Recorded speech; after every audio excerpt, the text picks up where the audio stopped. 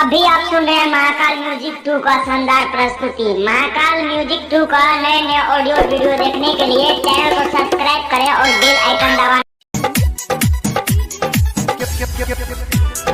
अभी आप सुन रहे हैं रुपेश राज का शानदार प्रस्तुति।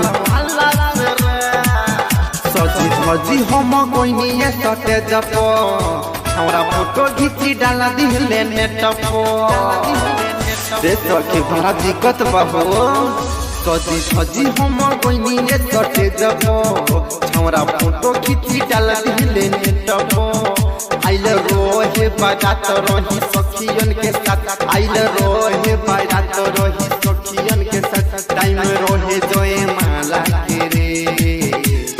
नैना लगल फोटवाला से रे दिलो हम लागल कैमरा वाला से रे नैना लगल फोटवाला से रे दिलो हम लागल कैमरा वाला से रे दिलो हम लागल लागल कैमरा वाला से रे अनमोल रे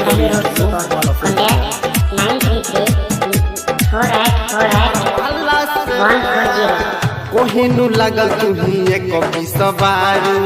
सुंदर सबसे झकास तुही बारू जब जब बतियाऊ हमारा से करे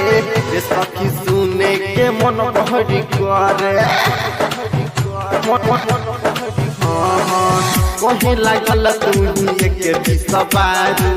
सुंदर सबसे झकास तुही बारू जब जब बतियाऊ हमरा से करे सखी सुने के मन बहरी करे मीठी बतियाऊ पहले सखी हम के लो पहले मीठी बतियाऊ पहले सखी हम के लो पहले तकावे कोई सारा रे नैना लड़ल कोटवाला से रे दिलो हम लागल कैमरा वाला से रे नैना लड़ल कोटवाला से रे दिलो हम लागल कैमरा वाला से रे दिलो हम लागल कैमरा वाला से रे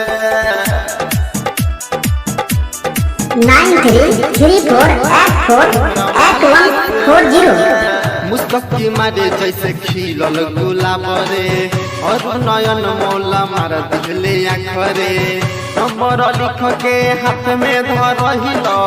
सखी रे हम के मिलेला बोलैला मुस्तकी मारे जैसे खिलल गुलाब रे और नयन मौला मार दिले आखरे नंबर लिख के हाथ में धरहिल सखी रे हम के मिलेला बोलैला कोहे बतिया हम करब नहीं तोहरा बिना रहम कोहे बतिया हम करब नहीं तोहरा बिना रहम रहे दीवाना रे नैना लड़ल कोटवाला से रे दिलो हम लागल कैमरा वाला से रे नैना लड़ल कोटवाला से रे दिलो हम लागल कैमरा वाला से रे